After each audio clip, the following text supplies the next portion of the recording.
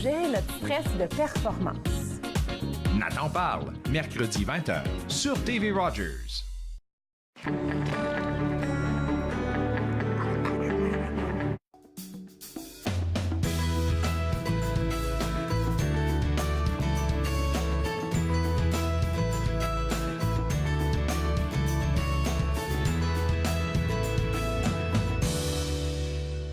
Bonjour et bienvenue à Entre nous, exclusivement sur les ondes de TV Rogers. Je suis Claude-Andrea Bonnier. Je me ferai un réel plaisir de passer la prochaine heure avec vous. Aujourd'hui à l'émission, nous allons discuter avec le directeur exécutif d'Écologie Ottawa, avec qui on va redécouvrir l'organisme et il va aussi vous inviter au prochain sommet sur l'énergie qui s'en vient dans les prochains jours. Ensuite, nous allons aussi encore une fois discuter, on a beaucoup de discussions à faire aujourd'hui, avec l'historien Damien Claude Bélanger du Centre de recherche sur la civilisation canadienne-française de l'Université d'Ottawa. Il va nous parler de son ouvrage sur Thomas Chappet, cet homme qui a marqué le Canada français. On va découvrir qui était cet homme et qu'est-ce qu'il a fait pour nous aujourd'hui. Alors, et puis, vers la fin de l'émission, on aura Myriam Thompson, notre designer, notre décoratrice de maison d'intérieur, qui est avec nous et elle va nous parler des types de luminaires et comment choisir le bon pour nos maisons. Avec elle, déjà, pendant notre petite pré-entrevue, j'ai appris qu'il fallait différentes lumières pour chaque pièce. Donc, ça, restez avec moi parce qu'on va apprendre beaucoup plus durant l'émission. Demain, le Centre social communautaire Vanier vous ouvre ses portes pour venir les visiter, juste pour les visiter et pour prendre note de toutes les activités ou de tout l'éventail de ressources qu'ils vous donnent là-bas. Ils ont plusieurs services à vous offrir, des services juridiques, des services en matière d'emploi, des services de famille, des services aussi de counseling. Et je dirais pas pour tous les services, mais la majorité sont franchement gratuits et accessibles à la communauté. Donc, c'est dans ce sens que demain, 28 mai, de 10h à 14h, ils ouvrent leurs portes et puis ils vous invitent à venir les visiter afin de découvrir qu'est-ce qu'ils font là-bas et pourquoi pas vous inscrire à l'un de ces, participer ou vous offrir l'un de ces services-là qui sera vraiment utile pour vous. Ce matin, je discutais au téléphone avec Lisanne Réau-Leblanc des éditions L'Interligne et elle m'a dit que jusqu'à date, ils n'ont pas encore trouvé de stagiaires. Et comme je vous le disais la semaine précédente, je vais vous le redire encore aujourd'hui parce qu'il faut qu'on trouve quelqu'un. Alors, ils recherchent, les éditions L'Interligne, une personne âgée de entre 18 et 30 ans qui est en communication et qui est aussi mordue de lecture. Ils ont besoin d'avoir un stagiaire et ça, c'est quelque chose qui est bon pour vous, surtout quand c'est le moment des stages, c'est vraiment galère de trouver un stage. Donc, eux, ils vous offrent l'opportunité, dès maintenant de pouvoir vous bloquer un stage et c'est à partir de l'hiver 2020. On se dit que l'hiver, je ne vais pas parler de l'hiver maintenant parce qu'on est en plein en été, mais il faut penser à ça. Fait que vous pouvez aller au www.interligne.ca pour avoir plus de renseignements ou bien aller envoyer juste un courriel si vous voulez plus d'informations, ou directement votre CV et une courte lettre de présentation à communication, au singulier, à commercial-interligne.ca. Donc, communication à commercial-interligne.ca. Le point, je pourrais dire, le point fort de cette annonce, c'est qu'elle préfère ou il préfère aux éditions L'Interligne quelqu'un qui est ici à Ottawa.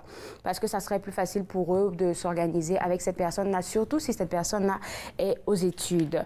Je vais continuer avec des infos et je vais vous demander de visiter le site web de l'ACFO parce que l'ACFO a lancé depuis quelques jours un sondage pour le bilinguisme de la police d'Ottawa. Alors, vous savez que l'ACFO, il bataille pour la francophonie ici en Ontario. Donc, ça, c'est assez intéressant comme sondage. Donc, si vous êtes intéressé, vous pouvez juste aller, c'est juste pour cliquer, oui, non, c'est rapide. Ça prend pas assez de temps. Donc, vous pouvez visiter le www.acfoottawa.ca pour participer à ce sondage-là et apporter votre opinion à la francophonie ici en Ontario. En quatrième lieu, comme information, je vais vous donner une information qui nous vient du CNA. Le CNA fête son 50e anniversaire cette année et à cette occasion, il y aura des journées portes ouvertes. Donc, le week-end du 2 juin, c'est ouvert pour tout le monde, c'est gratuit et l'orchestre va avoir un concert à vous présenter et ça aussi c'est gratuit. En plus de ça, il y a plusieurs activités qui vont se faire là-bas pour le week-end de porte ouverte qui célèbre le 50e anniversaire. Et demain à l'émission, on va avoir un représentant qui va nous donner plus de détails. Mais dès maintenant, si vous y pensez, pendant que je vous parle, vous pouvez visiter le www.nac-cna.ca pour avoir plus d'informations et pourquoi pas participer à ces journées portes ouvertes. Si vous n'avez pas pensé encore à envoyer vos enfants en camp, il y a encore des camps de disponibles et ces camps vous sont offerts par la Ville d'Ottawa. Donc, www.ottawa.ca. C'est le site web à visiter. Il y a des camps de jour francophones qui s'offrent à la ville d'Ottawa. Entre autres, il y aura au programme des arts, du sport et puis de la science. Donc, plein d'affaires qui pourront intéresser vos tout-petits ou vos plus jeunes enfants. Et puis, ils vont jouer, mais ils vont en même temps apprendre. Donc, si vous n'avez pas eu l'occasion de visiter ou d'avoir quelque chose de prévu pour eux, www.ottawa.ca pour voir un peu quelle activité pourrait intéresser vos tout-petits. Tourisme Ottawa, il y a plein d'activités, j'en parle tout le jour parce que c'est l'été, il y a des activités qui s'actualisent à chaque jour, à tous les jours, à chaque semaine. Donc, vous pouvez visiter le www.tourismeottawa.ca pour avoir la liste des activités qui s'en viennent. Déjà, chaque dimanche, il y a Zumba sur la colline, ça c'est à chaque dimanche à 16h.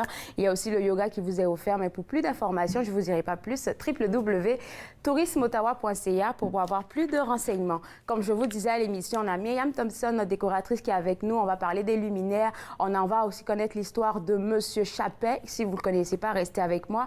Et juste après la pause, on va parler d'écologie ici au cœur de chez nous à Ottawa. Vous regardez Entre nous, exclusivement sur les ondes de TV Rogers.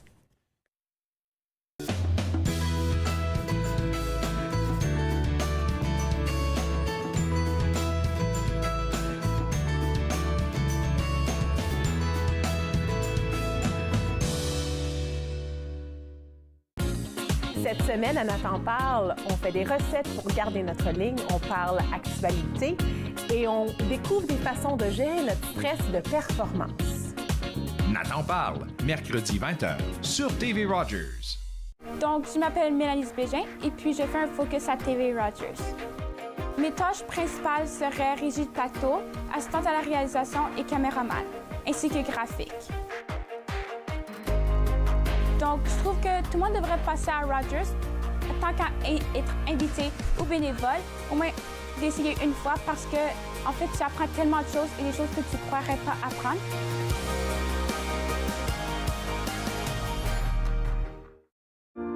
Ils ont servi pour protéger notre patrie. Plusieurs sont maintenant sans abri. Ils se sont battus pour défendre notre mode de vie. Plusieurs font maintenant face à des luttes bien personnelles. Ils ont répondu à l'appel de notre pays. À notre tour de leur rendre hommage en étant au service de nos collectivités. Aidez-nous à aider les vétérans. Devenez membre de la Légion dès aujourd'hui. Bonjour, à la prochaine émission d'Émergence, je rencontre deux enseignants, Suzanne Lemieux et Mathieu Goyer, les enseignants de l'école Potte-de-Marais qui nous parlent de leur projet Le Carrefour. Émergence, dimanche, 19h30, sur TV Rogers.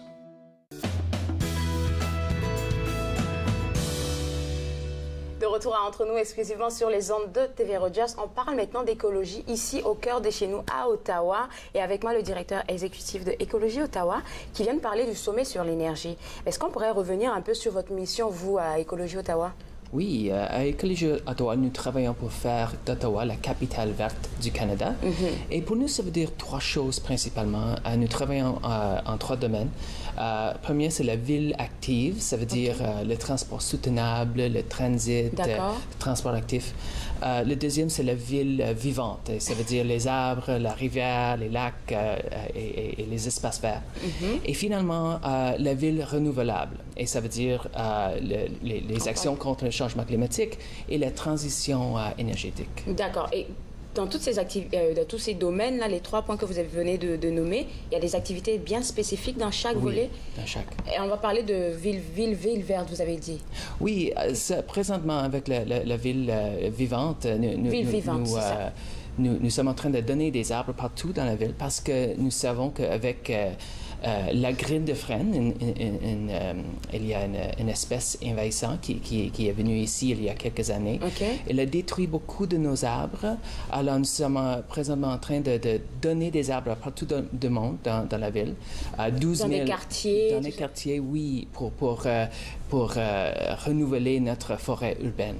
Parce que partout en Amérique du Nord, il y a toujours des choses comme des espèces envahissantes, les effets des changements climatiques qui posent des problèmes pour nos forêts. Et là, maintenant, on parle dans ville renouvelable. Oui. Là, parce que c'est ça, c'est ce pourquoi vous êtes venu aujourd'hui, parce qu'il y a un sommet qui s'en vient, je pense, la semaine prochaine. Oui. Est-ce que c'est un sommet qui se fait continuellement? Parce que ça, c'est un travail de longue haleine. Hein. On finira jamais d'en parler. Oui, ça c'est un sommet de stratégie. Alors, c'est une occasion pour discuter avec le public, un plan pour changer comment on gère notre ville. Et spécifiquement, on parle de nos bâtiments. Lorsqu'on voit la ville d'Ottawa, à peu près une moitié de nos émissions de gaz à effet de serre vient de nos bâtiments. Et c'est pas quelque chose qu'on peut changer dans quelques jours. Ça prend longtemps. Alors, il y a une stratégie de comment on peut faire des rénovations, de comment on peut faire des nouvelles constructions qui sont beaucoup plus efficaces lorsqu'on parle d'énergie. Souvent, quand on parle de modifications, c'est des choses qui coûtent souvent de l'argent. Fait que les gens se lancent pas dedans, ils préfèrent comme laisser faire. Hein. Certainement, oui. Oui, allez-y. Alors, il y a des politiques qui existent qui peuvent nous donner des incitatifs pour investir dans nos maisons, dans nos bâtiments. Mais il y a aussi des programmes, parfois, qui nous aident avec de l'argent et aussi des autres politiques qui font que les nouvelles constructions sont un peu faire différemment que les autres. Alors, c'est quelque chose que toutes les villes partout le monde sont ils sont en train de changer, ils sont en train de travailler à ça, en fait. C'est un immense défi. Mais nous savons à Ottawa que nous avons, il y a juste quelques décennies pour faire la transition. Alors, ça, c'est une stratégie pour discuter cette idée le 5 juin, c'est le prochain mercredi prochain. C'est déjà là. Et là, nous avons Dr. Diane Sachs qui était la commissaire à l'environnement de l'Ontario. Alors, elle est une experte. Nous avons aussi des experts de la ville d'Ottawa, des autres ONG, des développeurs, des investisseurs, des universitaires. Alors, ça prend tout le monde pour un problème qui est si vaste et si complexe que ça. Donc, le vrai point qui sera discuté durant ce sommet-là, c'est vraiment tout ce qui a rapport à effet de gaz de serre avec les immeubles. C'est vraiment ça? C'est ça, oui. OK. Et ces personnes qui vont venir à ce sommet, parce qu'on parlait de ça, c'est des trucs que vous faites continuellement parce qu'il faut aller suivre les projets et tout ça. Oui. Les premiers sommets que vous avez faits à propos de l'énergie, est-ce que ça a donné des résultats jusqu'à date? Oui.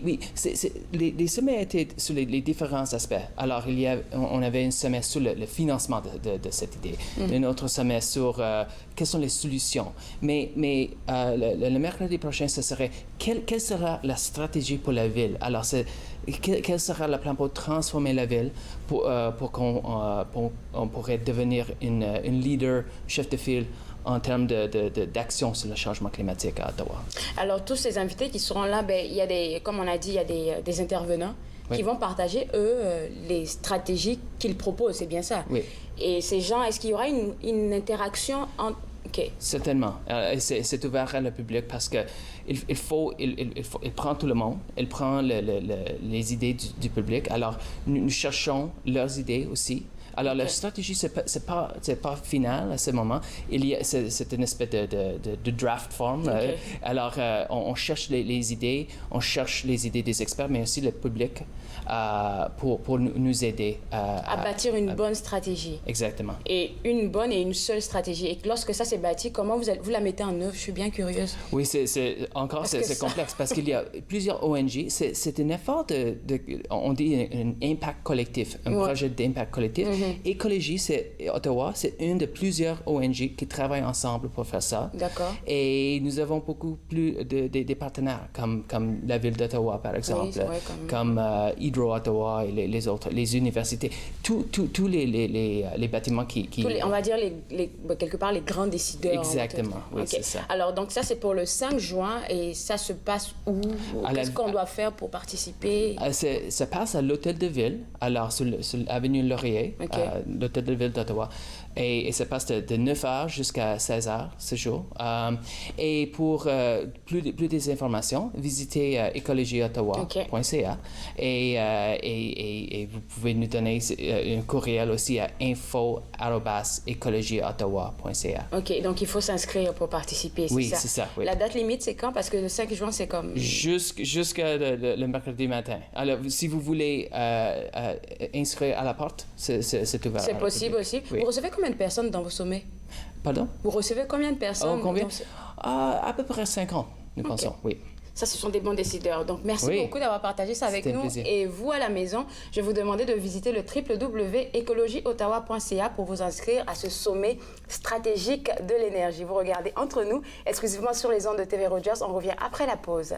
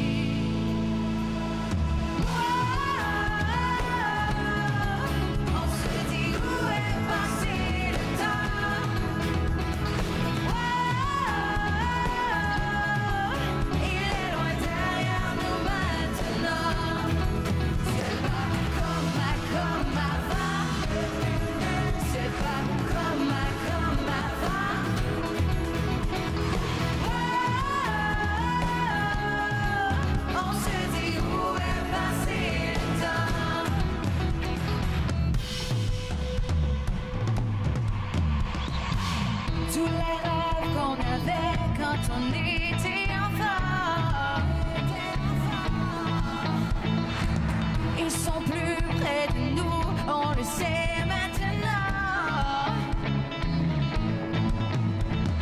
Et on se souvient d'avoir eu des craintes de tout et de rien.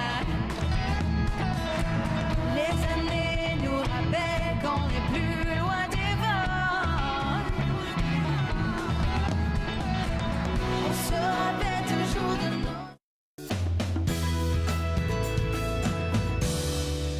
De retour à Entre nous, exclusivement sur les ondes de TV Rogers, on va parler d'un historien, il a plusieurs titres, qui a vraiment marqué l'histoire de la francophonie canadienne avec vous, Monsieur Damien Claude Bélanger, qui est aussi historien, et puis vous travaillez à mettre au grand jour ce monsieur-là, Monsieur Thomas Chappé. C'est qui, ce monsieur? Oui, Thomas Chappé est né en 1858 à Saint-Denis de Kamouraska, dans le Bas-Saint-Laurent, donc à l'est de Québec. Il est issu d'une famille bourgeoise et conservatrice. Okay. Son père avait été père de la Confédération. Éventuellement, il va épouser la fille d'un autre père de la Confédération. Donc, mais il est faisait, fils et beau-fils de père de la Confédération. Il est issu d'une famille qui est très conservatrice, politiquement et socialement. Il entre à l'Université Laval à l'âge de 16 ans, donc quand même assez jeune. Fait des études en droit, mais ne pratique pas. Il entre dans le journalisme dans la vingtaine. Et puis, dans la jeune trentaine, à je crois, l'âge de 32 ans, il est nommé au Conseil législatif de Québec. Okay. À l'époque, le Parlement québécois et celui de la Nouvelle-Écosse aussi avaient deux chambres. Donc, une chambre basse qui était élue et une chambre haute, le Conseil législatif, qui était nommé. Donc, c'est un peu un petit Sénat, en quelque sorte. Alors, il entre en politique active à l'âge de 32 ans et va siéger au Parlement de Québec jusqu'à sa mort en 1946. Donc, plus de 50 ans de vie parlementaire dans une chambre qui n'a duré que 100 ans. Donc, c'est la moitié de l'existence de la chambre. Donc, il est très actif dans les années 1890 parce qu'à l'époque, les conservateurs sont au pouvoir à Québec. Mais les libéraux arrivent au pouvoir en 1897 et ils seront au pouvoir sans interruption pendant 39 ans. Et c'est à ce moment-là que Chappé commence à rediriger sa carrière vers l'histoire. Il a toujours été intéressé par l'histoire de la Nouvelle-France, par exemple, et il se met à publier des chroniques d'histoire dans la presse, le journal montréalais, et éventuellement, il commence à produire des études de plus grande envergure. Donc, il publie une biographie de Jean Talon, qui était un intendant de la Nouvelle-France. Avec qui il a travaillé? Jean Talon est décédé au 17e siècle, mais Mais Chappé avait des affinités avec Jean Talon, qui étaient les intendants de la Nouvelle-France, c'était un peu les grands comptables de la compagnie. C'était des gens un peu discrets, bureaucrates, un peu comme Chappé.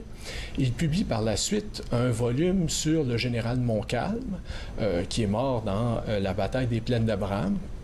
Et puis, il devient professeur à l'Université Laval, où il donne un célèbre cours d'histoire du Canada qu'il va publier par la suite en 8 volumes. Wow. Oui. En 1919, fin 1919, il est nommé au Sénat. Et donc, il siège simultanément au Parlement de Québec et au Parlement fédéral à Ottawa. Et c'est une des rares figures à avoir siégé dans les deux chambres. On ne pouvait pas, à l'époque, siéger dans la Chambre des communes et dans un Parlement provincial, mais on pouvait siéger dans la Chambre haute du Québec et au Sénat d'Ottawa. Donc, c'est une des rares figures à avoir vraiment fait le pont simultanément entre le fédéral et le provincial. Mais malheureusement, pour sa carrière d'historien, il commence à délaisser ses travaux d'histoire parce qu'il est politicien. C'est demandant. Oui, il attend 2 chambres. Il est un peu, surtout dans les années 30, un peu le représentant du gouvernement du Québec à Ottawa. Parce qu'à l'époque, le gouvernement québécois est dirigé par l'Union nationale, qui est un parti strictement provincial et donc qui n'a pas vraiment d'antenne à Ottawa. Et Chappé sert un peu de représentant de ce gouvernement-là à Ottawa. Mais en même temps, il délaisse ses travaux d'histoire. Et moi, j'ai publié un ouvrage sur l'historien parce que Chappé était tellement mêlé à toutes sortes de questions, de débats politiques. Il a été très mêlé, par exemple, à la question du règlement 17 en Ontario. J'ai voulu consacrer un ouvrage à l'historien parce que ces ouvrages d'histoire ont été très marquants. Parce que quand vous parlez de faits marquants, j'ai vu ça quand je faisais quelques recherches. C'est vrai qu'il a joué une grosse... il a fait une grosse influence sur tout ce qui a eu un rapport avec le règlement 17.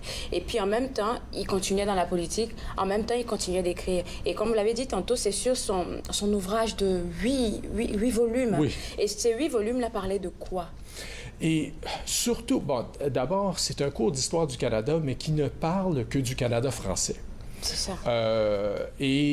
Donc, d'une part, c'est une série de volumes qui, dans les faits, ne parlent que de la francophonie canadienne. Ce sont des volumes qui parlent surtout d'histoire politique. Chappé était un homme politique qui s'intéressait beaucoup à la politique. On ne parle essentiellement que de politique dans ces volumes, ce qui est un peu malheureux, mais en même temps, ce qu'on retrouve parce qu'on parle de 8 volumes pour à peu près 100 ans d'histoire. Donc, de la conquête à la Confédération, c'est très minutieux. Il y a énormément de détails là-dedans. Ce sont des volumes qui, aujourd'hui, sont, disons, politiquement périmés, mais qui, en même temps, contiennent énormément d'informations. De substances, en fait. Oui, d'informations qu'on ne retrouve plus dans les ouvrages de nos jours parce qu'il y a énormément de détails. C'était un cours aussi qui était donné à l'Université Laval. Et Chappé avait une vision très particulière de l'histoire du Canada.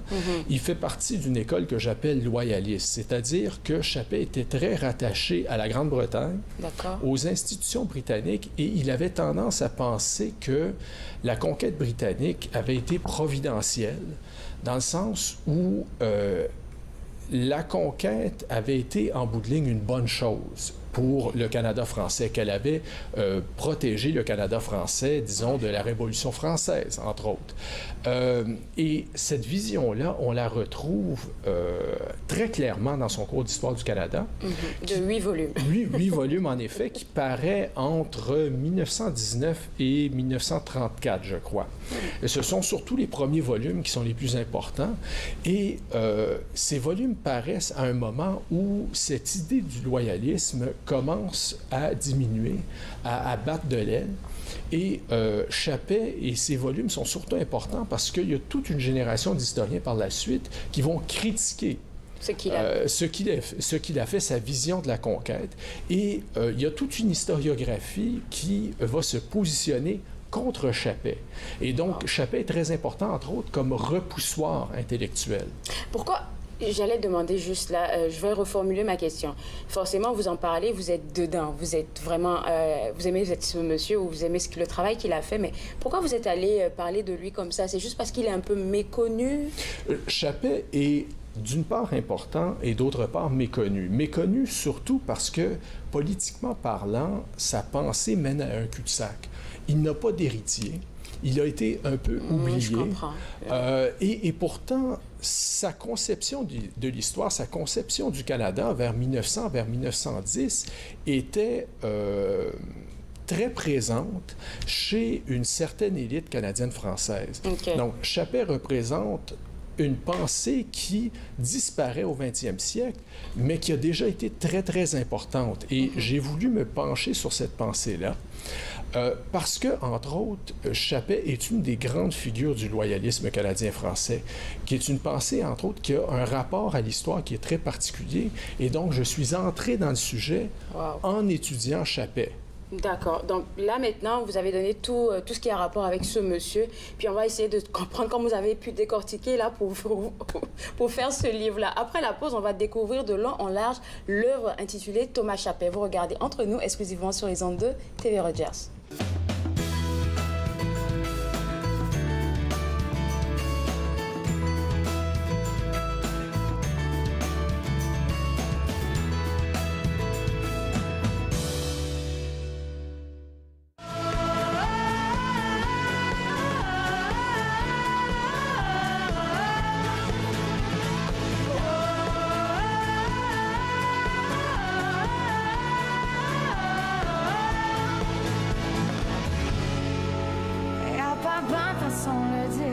Mais je ne trouve jamais les bons mots. Car j'ai tant de choses à dire, mais elles vont détruire ton ego. Je peux pas m'en empêcher, je peux pas m'en empêcher. Mais y'a pas juste toi que je peux aimer. Je peux pas m'en empêcher, je peux pas m'en empêcher. Mais y'a pas juste toi que je veux tripper.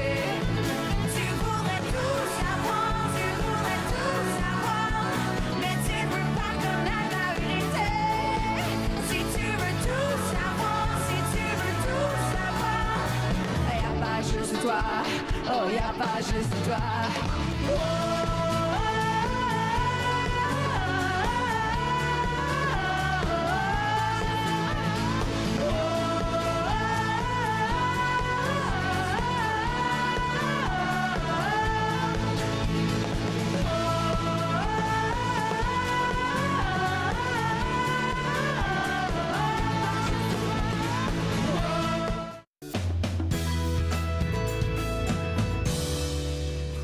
De retour Entre nous, exclusivement sur les ondes de TV Rogers. Je suis toujours avec le professeur Damien-Claude Bélanger qui nous fait revivre l'histoire de Thomas Chappet. Puis là, vous êtes basé sur son histoire et sur tout ce qu'il a écrit. C'est vraiment beaucoup pour faire un tout petit livre, là. 222 pages. 222 pages.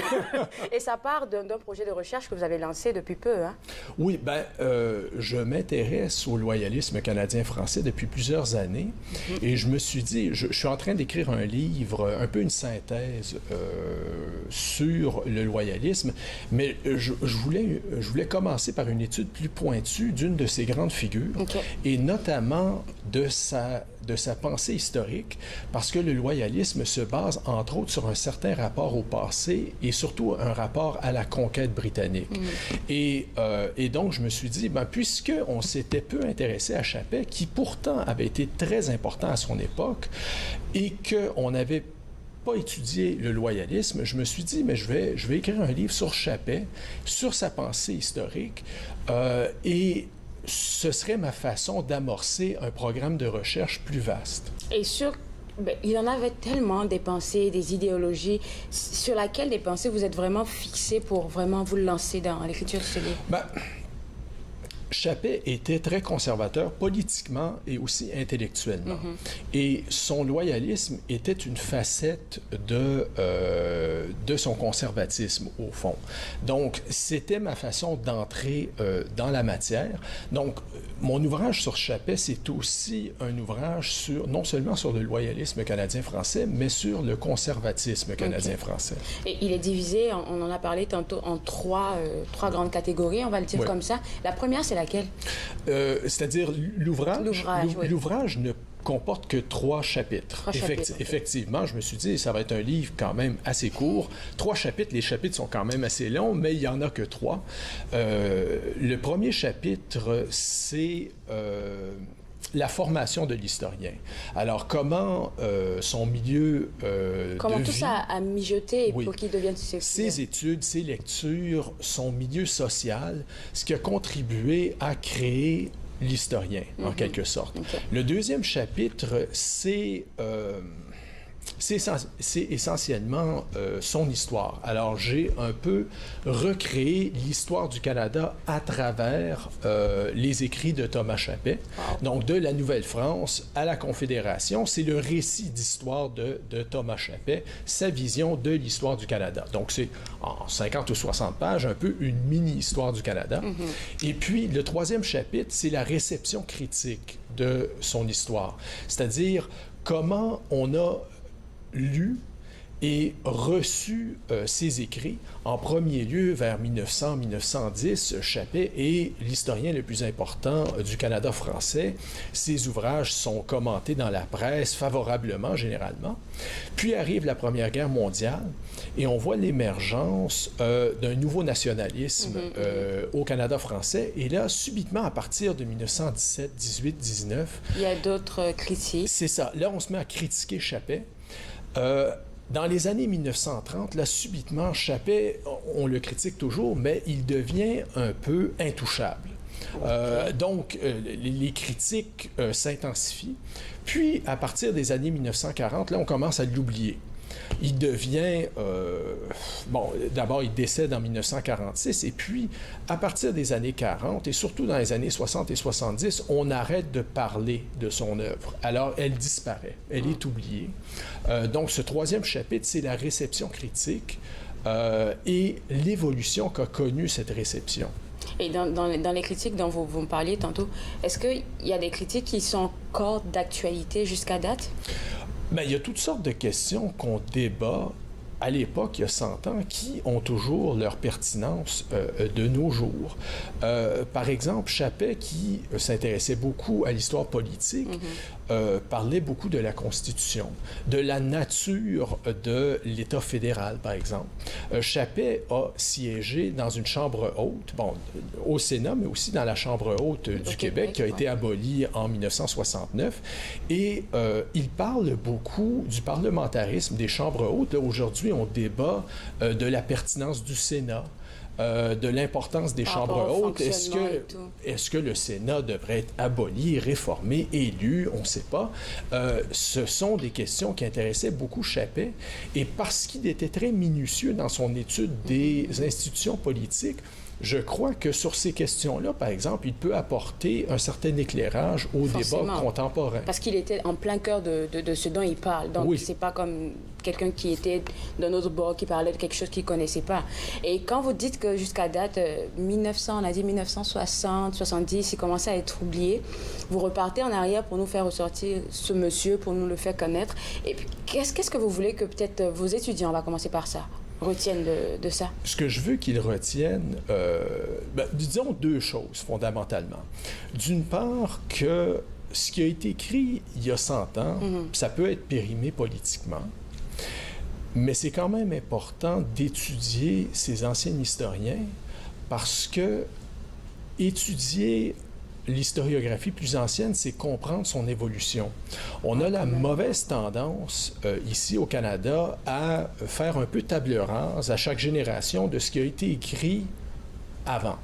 Ce n'est pas le cas, par exemple, aux États-Unis ou en France, où, dans les cours historiographiques, on examine les anciens historiens qui souvent... Les grands penseurs c'est ça, et tout ça, qui peuvent être politiquement irrécupérables, mais qui ont quand même une importance en termes de l'évolution de la discipline. Alors, d'une part, c'est quelqu'un qui a eu une importance dans l'évolution de la discipline. D'autre part, sa pensée qui mène un peu à un cul-de-sac. C'est-à-dire qu'il n'a pas d'héritier politiquement. Le loyalisme canadien-français disparaît plus ou moins progressivement à partir des années 20. Mais c'est pas parce qu'une pensée a disparu ou qu'elle n'a aucune pertinence de nos jours. Qu'elle n'a pas existé, il faut fouiller. Ouais. C'est ça. Et qu'à son époque, c'est une pensée qui est qui peut avoir beaucoup d'influence et qui, je crois, a contribué à l'émergence du fédéralisme au Canada, par exemple.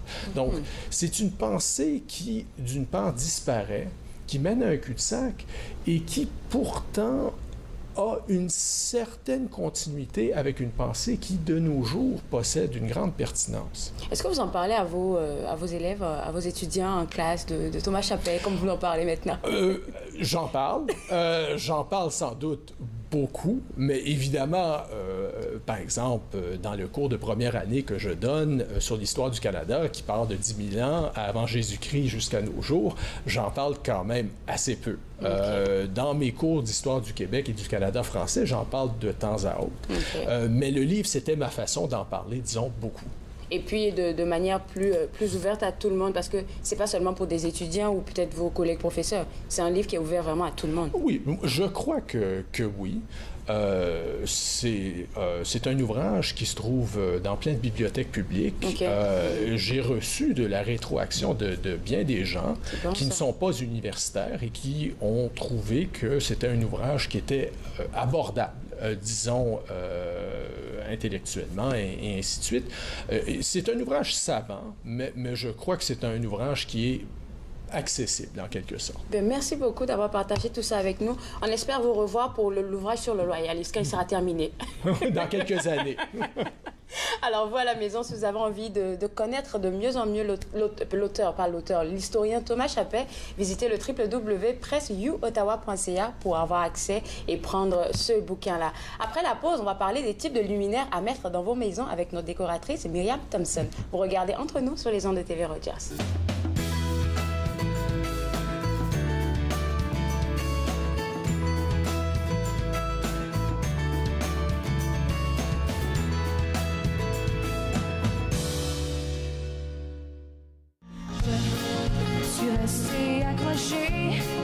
À ce qui ne m'appartient pas, ce qui n'existe pas.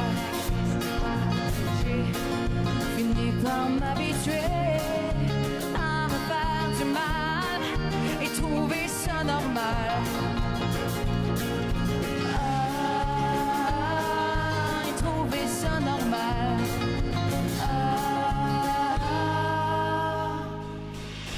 Même si on me dit un auto, même si on me dit un auto, moi je te dis que je veux plus que ça, toi tu veux juste ça sous les draps.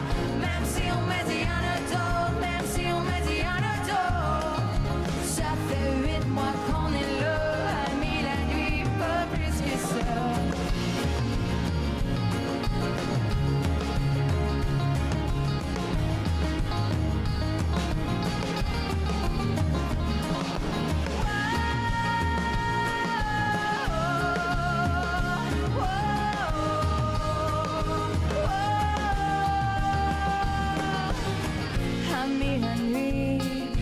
Plus que ça. Même si on me dit un auto, même si on me dit un auto, moi je te dis que je veux plus que ça, toi tu veux juste être sous les draps.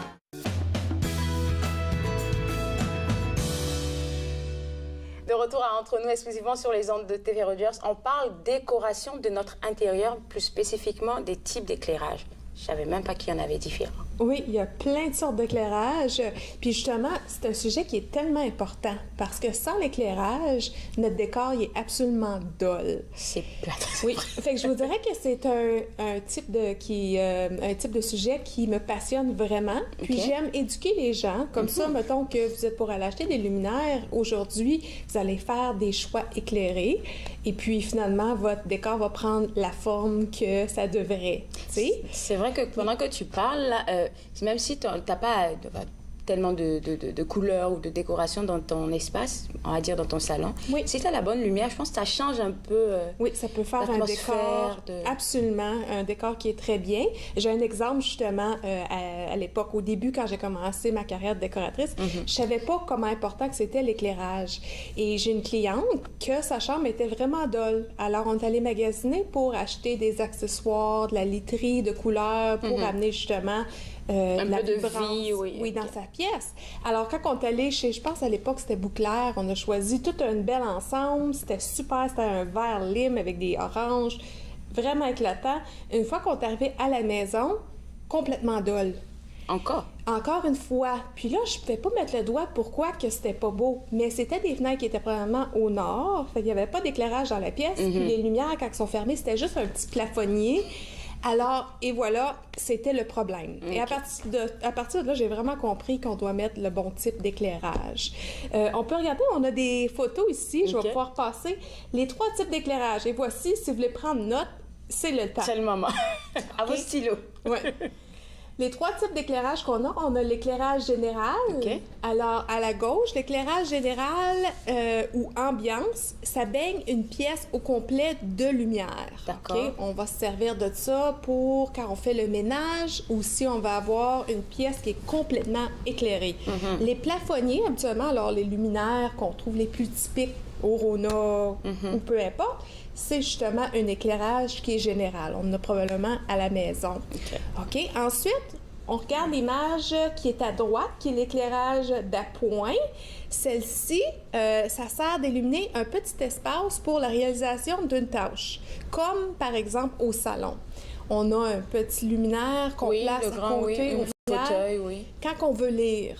Alors ça, on appelle ça un éclairage d'appoint. C'est pour faire une tâche spécifique. Wow. Puis c'est important qu'il est placé à la bonne endroit parce que sinon, ça peut être trop éblouissant pour les yeux. Fait que c'est bon d'avoir justement quelque chose qu'on peut tourner pour de plus en plus, être les luminaires sont faits comme ça, ou les lampes, là.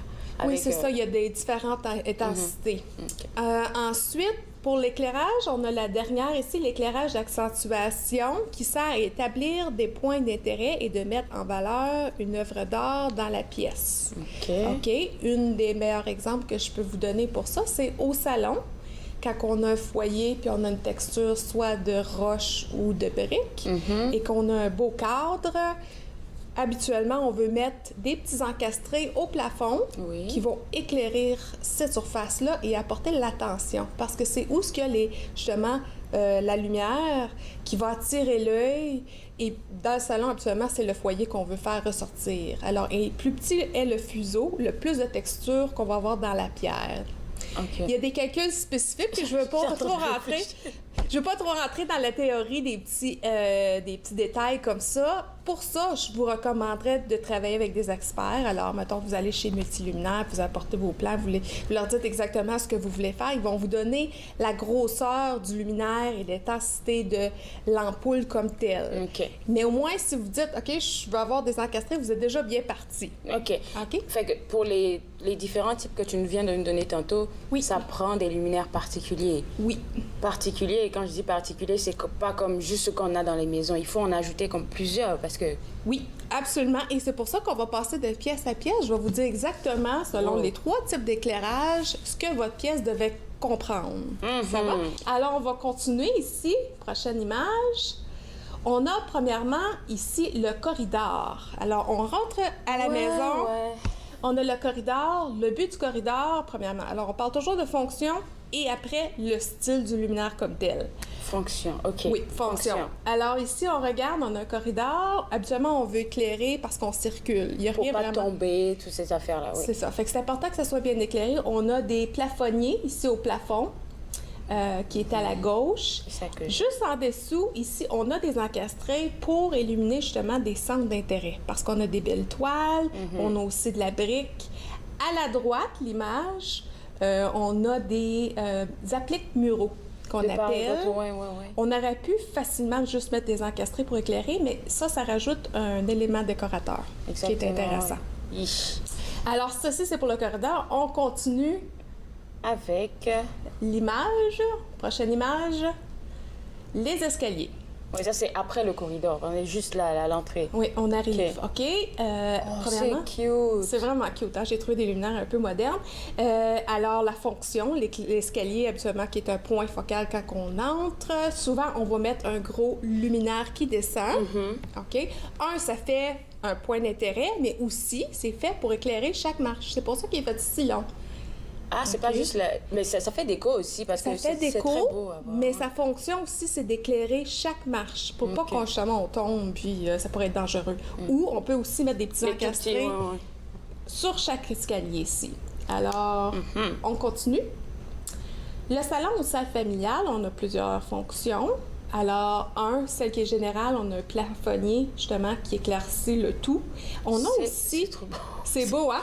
On a aussi, sur l'image, on voit qu'il y a un genre de strip LED qui est placé, justement, près du plafond, qui va venir réfléchir sur le plafond, qui va créer un éclairage général. C'est bien quand on veut faire du ménage ou on veut juste circuler sans problème. On a aussi des pièces d'or qu'on a accentuées. Puis, quand je vois dans ce salon-là, ça me fait penser qu'il y a des maisons où, quand c'est présenté de même, tu peux juste baisser, dépendamment de... Oui, mettre un gradateur. C'est ça. Alors, absolument, il y en a beaucoup ici, mais on devrait en avoir au moins 2 minimum. Un qui est général, on peut passer le balai, puis le deuxième, c'est ambiance, avoir des petites lampes quand on veut se reposer ou s'asseoir ou même avoir des gens, divertir et toutes ces choses-là. C'est bon, tu veux qu'on prenne la pause, ouais? Oui, parce que juste après, là, on va aller dans les chambres à coucher. Après la pause, on va visiter, on va pas visiter, mais on va vous montrer quel genre de lumière utiliser pour vos chambres à coucher. Vous regardez Entre nous sur les ondes de TV Rogers.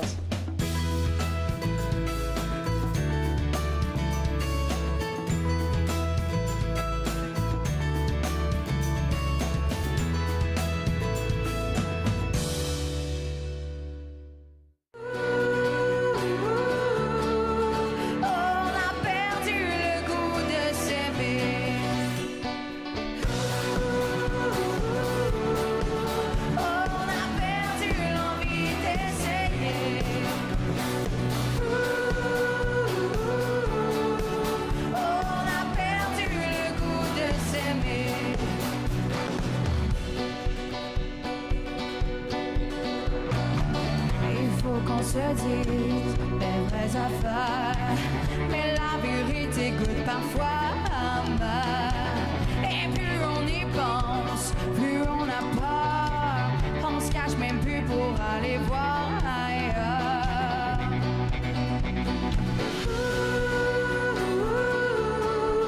On a perdu l'envie d'essayer.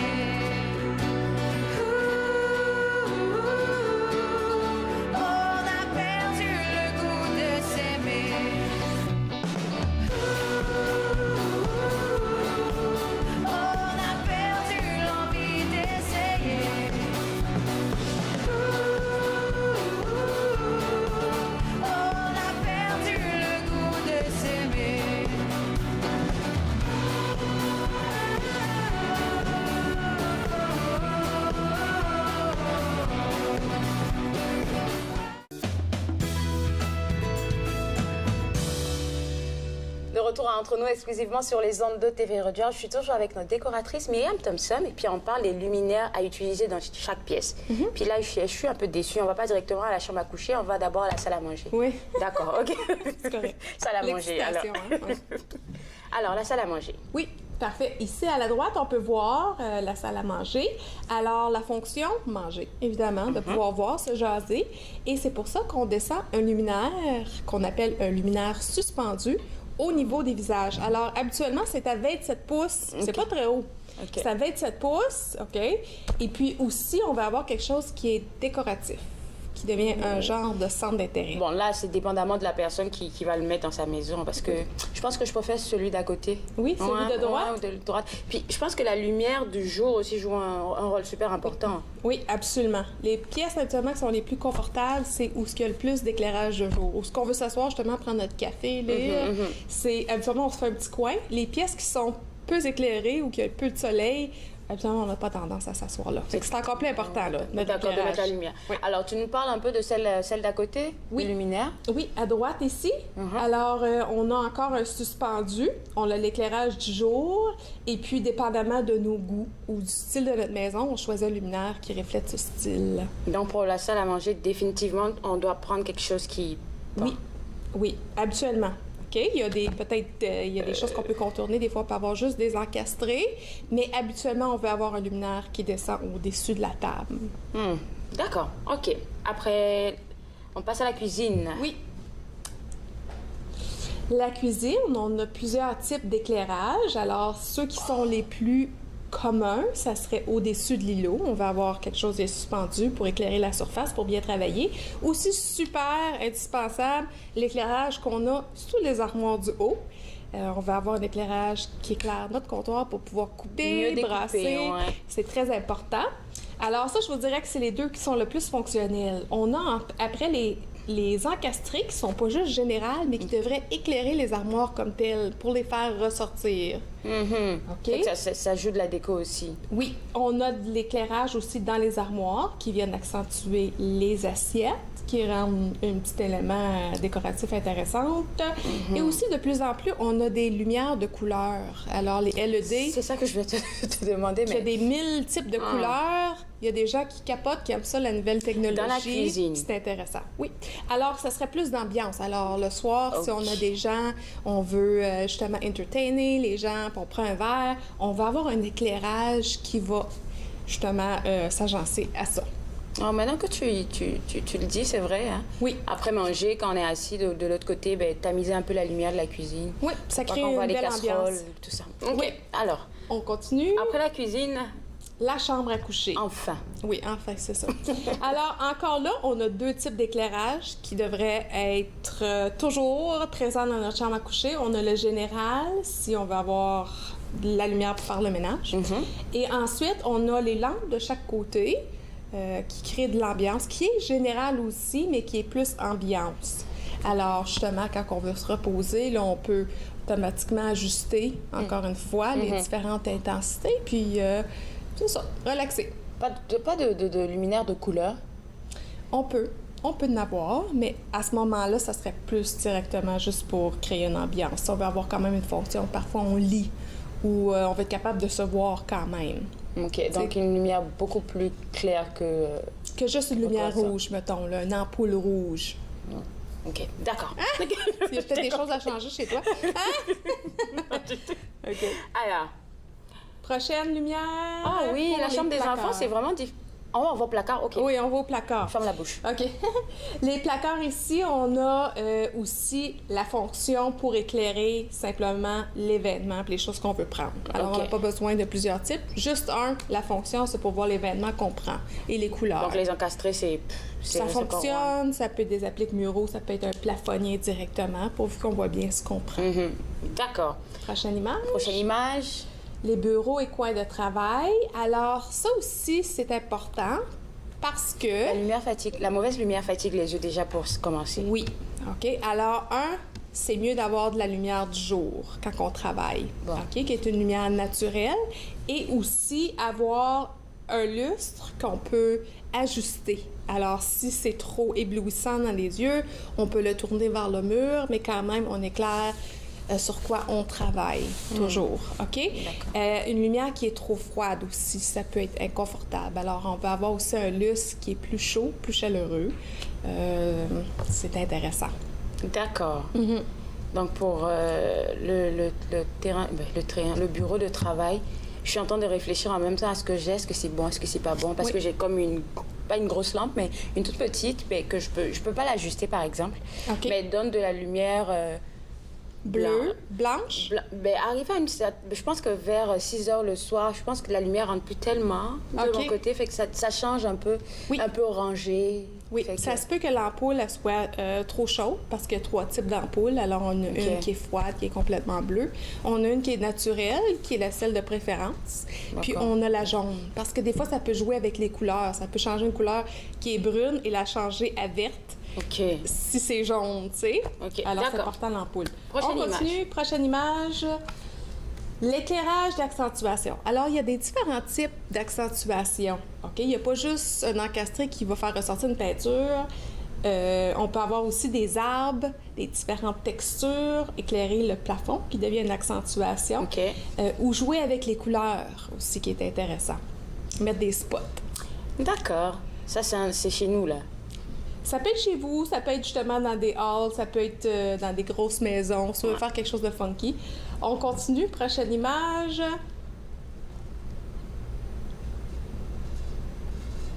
Alors ici, on a des luminaires intéressants. La lumière, dans ce cas-ci, devient l'accent, devient la pièce d'or. Il y en a beaucoup maintenant, il y a tellement des beaux styles. Même Dollarama, t'en trouves, hein, comme des petits qu'on peut... Oui, j'ai vu ça. Oui, des petites lampes. Exactement. Et puis, fait que tu peux l'enrouler peut-être sur des lampes, que je ne raconte pas, des lampes, des plantes chez toi à la maison, ou même sur ton... Oui, on peut mettre un spot, le mettre en arrière du sofa, des fois le faire éclairer sur le mur. C'est super. Alors, c'est tout pour les images. Je vous dirais, si vous avez de la difficulté à trouver les bons luminaires et vous hésitez encore, moi, c'est ça que je fais personnellement. Je viens à domicile puis je vous aide à figurer quel type de luminaire qu'on a besoin. Après la pause, on va parler de vous de contacter. Oui. Restez avec moi, on revient tout de suite après la pause. Vous regardez Entre nous sur les ondes de TV Rogers.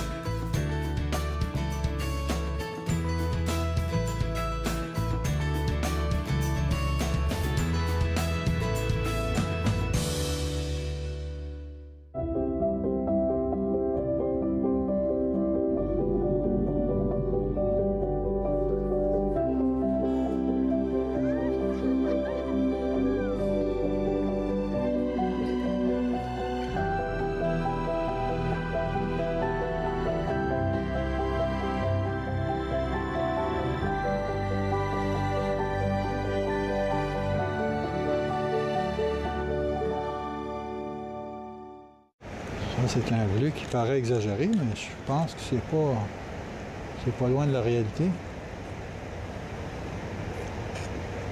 Le peintre des 4 saisons, samedi 13h30 sur TV Rogers. Je m'appelle Nathan. J'aime vraiment ça faire du vélo. J'adore aller vite. C'est fun. Quand il fait chaud, j'aime jouer dans les jeux d'eau pour m'arroser. C'est les amputés de gaz qui m'ont donné me protègent. Merci! La santé, pas la même recette pour tous avec Dr Tania Manicam de Nutricam et Mme Julie Barbeau-Cappuccio de Délices Sublimes. L'apéro avec Julie, mercredi 15h sur TV Rogers. De retour à Entre nous exclusivement sur les ondes de TV Rogers. Je suis toujours avec nos décoratrices Myriam Thompson. Et puis, on a fait toutes les pièces sauf la salle de bain. Oui. On vient s'en rendre compte. Oui, exactement. On a sauté l'image. Parfait. Bien, pour l'éclairage de la salle de bain, la fonction, c'est de voir ce qu'on fait.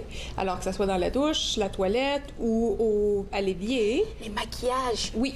Alors, pour l'évier, c'est important d'avoir quelque chose devant nous et non nécessairement par-dessus nous, parce que ça cause des ombrages au visage. Donc là. Oui. Puis la plupart de nous, on se prépare à la salle de bain, que ce soit les hommes, que ce soit les femmes, le maquillage, le rasage. Alors, devant nous. OK? Fait au moins une lumière là. Et ensuite, au plafond, ça peut être des encastrés, ça peut être un plafonnier qui va réfléchir la lumière pour les différentes fonctions qu'on utilise. Tu m'as dit que ton site web était en construction. Fait que où est-ce qu'on peut te contacter si on a besoin d'aide? On peut contacter sur Facebook, sous mon nom, qui est Myriam Thompson Designer. Vous pouvez m'envoyer un message sur Messenger. Oui. Et puis que tu vas te faire le plaisir de répondre et puis tu vas te déplacer pour venir nous voir. Oui, c'est ça. Si vous avez besoin de conseils, comme je disais tantôt, et je suis là pour vous aider à trouver le bon luminaire. Merci beaucoup, Myriam. Alors, n'oubliez pas que vous pouvez la contacter sur son Facebook, comme elle a dit, Myriam Thompson Designer. Moi, je vous vois demain à l'émission. On va rencontrer plein de personnes. On va parler d'un auteur qui est nominé pour le prix Triumph 2019. On parlera de plein d'autres affaires demain. On se voit. Bye!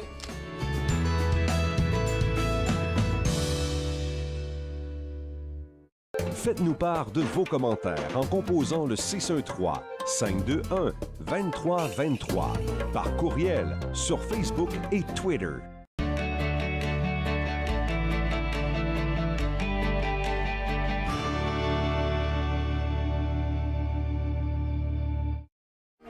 Moi, je m'appelle Alexandre Belki et je travaille comme bénévole. Et moi, je préfère faire le CG, autre que des caméras ou les autres affaires.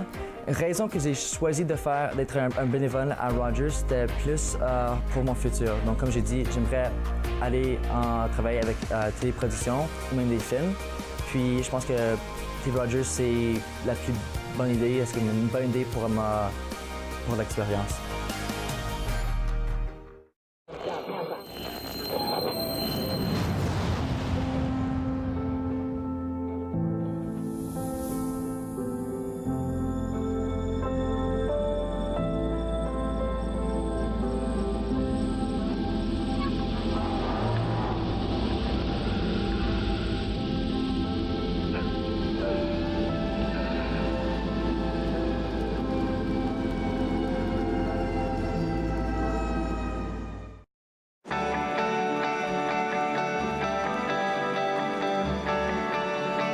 Regardez TV Rogers, Ottawa.